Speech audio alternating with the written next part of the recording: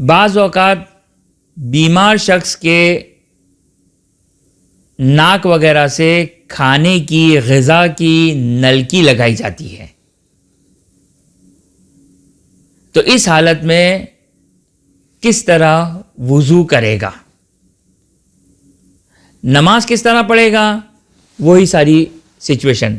اگر کھڑے رہ کر نماز پڑھ سکتا ہے کھڑے رہ کر، اگر کھڑے رہ کر نہیں پڑھ سکتا ہے تو بیٹھ کر نہیں پڑھ سکتا ہے تو لیٹ کر. کھڑے رہنے میں بھی وہ رکوع کر سکتا ہے تو رکوع بھی کرے گا، سجدہ بھی کرے گا، وہ ساری تفصیلات جو اپنے مقام پر. یہاں پر صرف مسئلہ یہ ہے کہ وہ وضو کیسے کرے گا. اگر نلکی لگی ہوئی ہے، اگر اس میں نارمل طریقے سے وضو کیا جا سکتا ہے. اچھا دیکھیے، وضو کے لیے بہت ہی ایک طریقہ ہے، مختصر طریقہ آپ کی خدمت میں بیان کر دوں. واجب وضو کیا ہے؟ واجب وضو چہرے کا دھونا. قرآن کی آیت اعوذ باللہ من الشیطان الرجیم بسم اللہ الرحمن الرحیم فاغسلوا وجوہکم وایدیکم الی المرافق فامسحوا برؤوسکم وارجلکم یا ارجلکم. یہ 6 چیزیں ہیں: چہرہ دھونا، سیدھا ہاتھ دھونا، الٹا ہاتھ دھونا، سر کا مسح، سیدھے پیر کا مسح اور بائیں پیر کا مسح. یہ 6 چیزیں واجب ہیں، باقی سارے مستحبات ہیں. اب اگر نلکی لگی ہوئی ہے، خداوند متعال انشاءاللہ تمام مریضوں کو شفا عطا کرے. جو مومن و مومنات ان بیماریوں سے محفوظ ہے، خداوند متعال تمام مومن و مومنات کو اپنے حفظ و امان میں قرار دے. اگر نلکی لگی ہوئی ہے اور اس میں نارمل وضو ہو سکتا ہے. نارمل وضو کا مطلب یہ نہیں ہے کہ باقاعدہ ہم پانی بہائیں، بلکہ آدھے کپ آدھے گلاس میں وضو ہو سکتا ہے. مختصر سا پانی لیں، پیشانی پہ ڈالیں، ہلکا ہلکا پانی جو ہر جگہ ہاتھ پھیر دیں. اسی طرح سیدھا ہاتھ، اس طرح الٹا ہاتھ، اس طرح سر کا مسح، پیر کا مسح. خب اگر نارمل طریقے سے وضو ہو سکتا ہے تو ویری گڈ.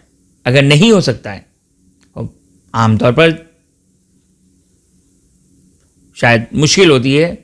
مثال کے طور پر نلکی لگی ہوئی اور ٹیپ سے چپکایا ہوا ہے اور اس کو اکھاڑنا ممکن نہیں ہے، اس کو نکالنا ممکن نہیں ہے. تو اب نکالنا ممکن نہیں ہے تو اب کیا کریں؟ یہ ایک پوائنٹ یہاں پر. یہیں پہ ساتھ ساتھ آپ کی خدمت میں کینولا کا مسئلہ بھی بیان کر دوں. کینولا عام طور پر ہاتھوں پہ لگایا جاتا ہے. یہ ہاتھ آپ کے سامنے ہے، یہ رسٹ کلائی جس پر تیمم کیا جاتا ہے، یہ رسٹ کلائی جس پر تیمم کیا جاتا ہے، یہ اوپر کا حصہ ہے جو وضو کے لیے یہ پورا دھویا جاتا ہے. کینولا عام طور پر یہاں پہ، کینولا عام طور پر تو لوگ یہاں پر لگاتے ہیں. میرا مشورہ یہ ہے کہ اگر ڈاکٹر کو کنونس کر سکتے ہیں، ڈاکٹر کو راضی کر سکتے ہیں تو کینولا یہاں پہ نہ لگوائیں. کیوں؟ یہ آپ کے لیے ایک مشکل مسئلہ ہوگا. لہٰذا کینولا کو کوشش کریں کہ اس طرف لگوائیں، یعنی کلائی سے اوپر والی طرف لگائیں. یہ میں نے کیوں کہا آپ کی خدمت میں عرض کرتا ہوں میں.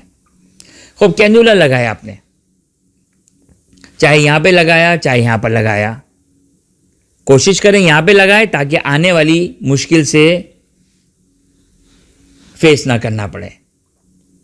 بس کینولا آپ نے لگایا، چاہے یہاں پر لگایا چاہے یہاں پر لگایا، یا یہ نلی جو انسان کے ناک سے جا رہی ہے اور اس کو ٹیپ سے چپکایا ہوا ہے اور پانی کے لیے رکاوٹ ہے، اس کو ہٹایا نہیں جا سکتا ہے.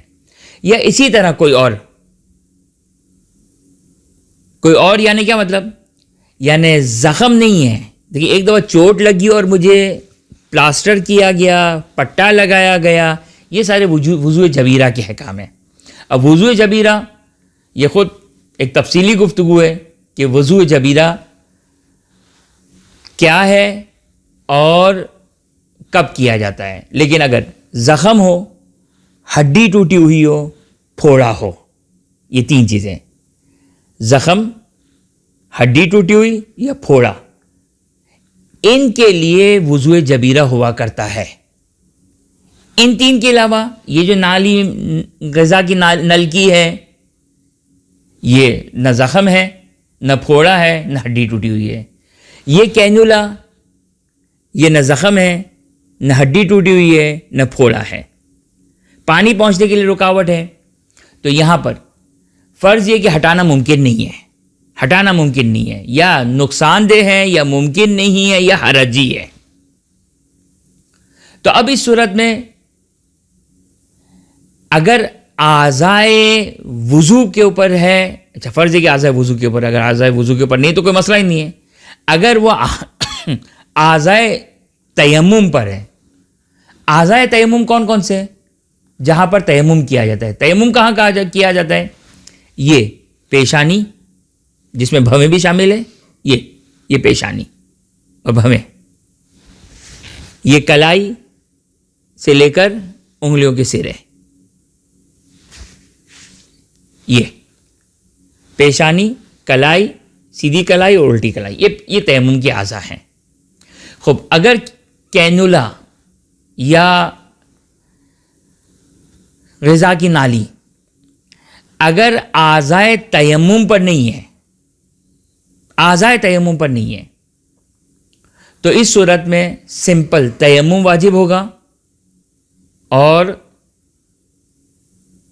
نماز کو انجام دے. تیمم کرنا ہوگا، نماز کو انجام دے.